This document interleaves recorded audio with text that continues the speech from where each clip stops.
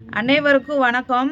நேத்து ராத்திரிலிருந்து ரொம்ப மரண ஓலம் கேட்குதுன்னு சொல்லுவாங்கல்ல, அத நான் அப்பதான் பார்த்துருக்கேன். கரூர்ல ரொம்ப மோசமான ஒரு நாளா தான் அன்னைக்கு மாறியிருக்கு இன்னைக்கு. மரண ஓலம் எப்படின்ட்டு அதத்தான் பார்த்துருக்கேன். இப்படி ஒரு சாவு யாருக்கும் வரக்கூடாது. எந்த குழந்தைகள்லாம் பெரியவங்கலாம் தெரிஞ்சே போயிருக்காங்க. குழந்தைங்க எதுக்கு போறேன்னு தெரியாம ரசிகர் மூலமா திணிக்கப்பட்டு, குழந்தைகளும் சரி, பெண்களும் சரி ரொம்ப மோசமான முறையில ஆண்களும் சரி மிதிபட்டு மூச்சு திணறி இறந்திருக்காங்க. எதுக்கு இறக்குறோன்னு தெரியாமலே இறந்திருக்காங்க. அவங்களுக்கு ஆழ்ந்த இரங்கலை தெரிவிச்சுக்குருவோம். இந்த மாதிரி இறப்பு யாருக்கும் வரவே கூடாது. எந்த ஒரு காரணம் இல்லாம, எந்த ஒரு சூழ்நிலை இல்லாம, சம்மந்தமே இல்லாம போய் இறந்திருக்காங்க. இது ரொம்ப வருத்தமாவும் இருக்கு, ரொம்ப கோபமாவும் இருக்கு. இந்த மாதிரியான உயிர் சேதம் பாதிப்பு வரக்கூடாதுக்காக வேண்டிதான் சீமான் அண்ணன் அடிக்கடி சொல்லுவாங்க, தம்பி நீயே உன் பின்னாடி வர ரசிகர்களை அரசியல் படுத்து, அவங்களுக்கு கொள்கையை சொல்லு, இந்த மாதிரிலாம் கட்டுக்கோப்பாக இருக்கணும்னு அவங்கள அரசியல் படுத்து பக்குவப்படுத்துன்னு ரொம்ப கண்டிப்பாக சொல்லியிருப்பாங்க. அதெல்லாம் அவங்க கண்டுக்கிற மாட்டாங்க. நம்மளை அடக்குமுறையை பண்ணுறாங்க, எதுக்குறாங்க அப்படின்னு தான் நினச்சிருப்பாங்க. ஒரு தலைவன் கொள்கையை பின்பற்றினா, ஒரு கொள்கையை அரசியல் படுத்தினா, அவர் சொல்கிறத பேசுகிறத கேட்கறதுக்கு மட்டும் வருவாங்க. இந்த மாதிரி அவரை போய் தொடணும், பார்க்கணும், செல்ஃபி எடுக்கணும், அவர்கிட்ட நம்ம நெருங்கி போகணுன்ட்டு நினைக்க மாட்டாங்க. தலைவராக இருந்தால் தலைவர் என்ன பேசுகிறாங்கன்ட்டு கேட்கறதுக்கு மட்டும் வருவாங்க. இவங்க சினிமா தோரணிலே வராங்க. அந்த சினிமா தேட்டரில் எந்த மாதிரி ஆர்ப்பாட்டம் பண்ணுவாங்களோ அதான் ஆர்ப்பாட்டத்தே அந்த மக்களும் வராங்க, அவரோட ரசிகரும் வராங்க. அதே தோரணியில் தான் விஜய் அவர்களும் வராங்க. வாராந்த 2 வார்த்தை பேசுகிறாங்க, போயிடுறாங்க. அவ்வளோ பேர் இறந்து அவங்க பேசிக்கிட்டு இருக்கும்போது அங்கே இறந்துட்டாங்க. ஒரு 2-3 காணொலி தான் பார்த்து அவங்க அங்கே பேசிகிட்டே இருக்காங்க. ஒரு 2-3 பேர் இறந்தே கிடந்தாங்க. அந்த மாதிரி சூழ்நிலை தான் இருந்துச்சு. அப்போ கூட அவங்க இறந்துட்டாங்க செய்தியாளர்லாம் சொல்லும்போது அவங்க அதை பற்றி கண்டுக்கிறாம என்னன்னு வருத்தம் கூட தெரிவிக்காம அவங்க தனிப்பட்ட முறையில் அவங்க வீட்டுக்கு போயிட்டாங்க. இதைத்தான் சொல்லுவாங்க, அவர் நடிகர், அவர் நடிக்க வந்தார், ஷூட்டிங் முடிஞ்சிருச்சு, வெளியேறி போயிட்டாங்க. இங்கே அவருக்காண்டி அவரை நம்பி வந்தவங்க தான் உயிர் இழந்து, குடும்பத்தை இழந்து, பிள்ளையிலிருந்து, கனவுல இழந்து, மனைவியை இழந்து, அதெல்லாம் சொல்லவும் முடியாது, பார்க்கவும் முடியாது. அவ்வளோ ஒரு கோரமாக இருந்துச்சு. இப்படி ஒரு கதறெல்லாம் எங்கேயுமே எந்த அரசியலை பின்பற்றுறவங்களும் நம்ம பார்த்ததும் கிடையாது. அவங்க விஜய் அவர்கள் எந்த ஒரு ரோடு ஷோக்கு வந்தாலும் அது கலவர பூமியாக தான் மாறி போயிடுது. அங்கே வீட்டை பிரிக்குது, கடையை பிடிக்கிறது, உடைக்கிறது, கூரையை பிரிக்கிறது, ரோடில் எந்த பொருள் இருந்தால் அடித்து உடைக்கிறது. ஒரு கட்டுக்கோப்பான தலைவராக இருந்தால் அவர் என்ன பேசுகிறாரு, அவரை பின்பற்றி என்ன நம்ம சொல்கிறாங்கன்னு உட்காந்து அழகாக கவனிப்பாங்க. இப்படி தள்ள மாட்டாங்க. மல்லு வராது, சண்டை வராது.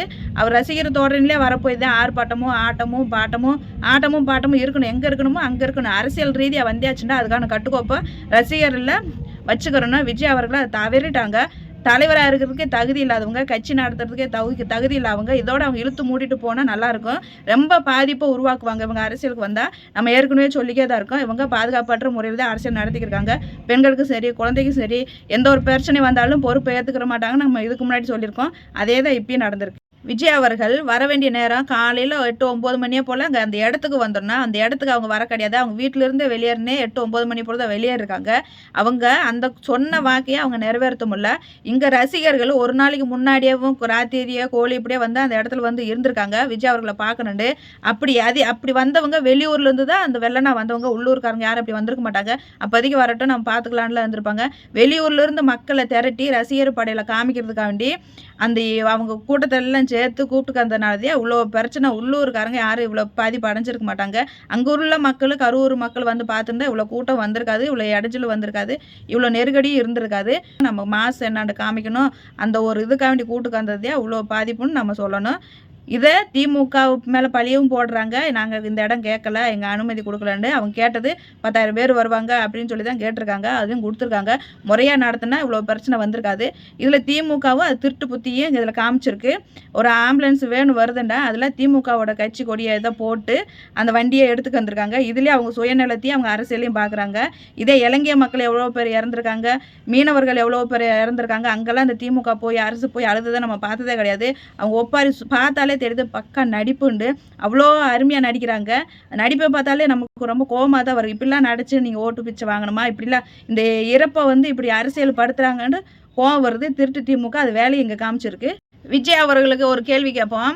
நான் வந்தால் மக்களை பாதுகாப்பேன், பெண்களை பாதுகாப்பேன், நல்லது செய்வேன் அப்படின்னு சொல்லி நீங்கள் வாரீங்க. நீங்கள் வந்தாலேவும் அந்த வீட்டில் இலவு தான் விழுகுது. இதுதான் உண்மை. நீங்கள் வெளியேறி வந்தாலே எத்தனை வீடு எவன் வீட்டில் இலவு விழுகு, எவன் பிள்ளை சாகுன்னு தெரியாது. நீங்களாம் தயவு செஞ்சு உங்கள் வீட்டிலே சோத்தை திண்டுக்கிட்டு நம்ம சினிமா படம் நடிச்சோமா, ஆடணுமா, பாடணுமா, 4 பேர்த்த மயக்கணுமா, ரசிகரை கூட்டத்தை வச்சோமா, அதோட நிப்பாட்டிக்கிங்க. தேவையில்லாமல் அரசியலுக்கு வந்து இவ்வளோ உயிரை நீங்கள் காவு வாங்கிட்டே இருக்கீங்க. நீங்கள் மாநாட்டிலேருந்து இன்ன வரைக்கும் எத்தனை உயிர் போயிருக்குன்னு பாருங்க. நீங்க எதுக்கு அரசியலுக்கு வரீங்க? உங்கள யார் வர சொன்னது? இங்க என்னத்த புதுசா வந்து நாட்ட திருத்தி நீங்க நடுவுல போய் வைக்க போறீங்க? அங்க ஒரு திராவிட கொள்கை அங்க போட்டு ஆட்டிக்கிறது பத்தல நீங்க ஒரு ஆள் தான் கம்மியா இருக்கீங்களா? நீங்க வந்தாலே உண்மையிலே மக்கள் கடுமையா எதிர்க்கணும் விஜய் அவர்கள. சும்மா சொம்பு தூக்கிட்டு தலைவரு விஜய் அப்படின்னு கூப்பாட போட்டுக்க அலையாதீங்க. ரசிகர் பயவெளியில ஆம்பளையும் சரி, பொம்பளையும் சரி இனியாச்சும் திருந்துங்க. போய் விஜய் விஜய்ன்ட்டு செத்து மடியாதீங்க. நாங்க செத்து உசுர குடுத்து கூட நாங்க போவோம். எங்கேயுமே நடக்கலையா சாவு? செத்தா செத்துட்டு போறாங்கன்னு நெறைய பேர்லாம் பேசுறதெல்லாம் நான் கேட்டுருக்கேன். கொஞ்சம் சோறு தின்றவங்களா இருந்தா யோசிச்சு பாருங்க. அரசியல எப்படி பார்க்கணுமோ அப்படி பாருங்க. நடிகர் பின்னாடி, கூத்தாடி பின்னாடி போய் ஆட்டம் போட்டுக்க தெரியாதீங்க. கொள்கை இல்லாம, கட்டுக்கோப்பு இல்லாம, எந்த கண்ட்ரோல் இல்லாம வந்து சினிமா பாட்டு பாடி டயலாக் சொல்ற பின்னாடி இப்படி உசுர குடுத்து சாகாதீங்க. எதுக்கு சாகுறதே தெரியாம சாகாதீங்க. எப்படி வாழ வேண்டிய வாழ்க்கை அவங்கலாம் வீட்ல உயிரை இழந்தவங்கிட்ட போய் தெரியணும். ரொம்ப மன உளைச்சல் பைத்தியம் பிடிச்ச மாதிரி கிடப்பாங்க. இப்பெல்லாம் போய் கேட்டா செத்ததுக்கு ஏதாச்சும் ஒரு காரணம் இருந்தாலும் மனசை தேத்திட்டு போகலாம். எந்த ஒரு காரணம் இல்லாம எவனோ ஒருத்தர் நடிகருக்காண்டி போய் செத்ததெல்லாம் அவங்களால ஏத்துக்கவே முடியாது. பார்க்குற நம்மளால ஏத்துக்கிற முடியாது. இனிமேலாச்சும் திருந்துங்க தமிழ் மக்களே. நடிகர் பின்னாடி போகாதீங்க. போனாலும் ஒரு காரணத்திற்கு படி போகணும்.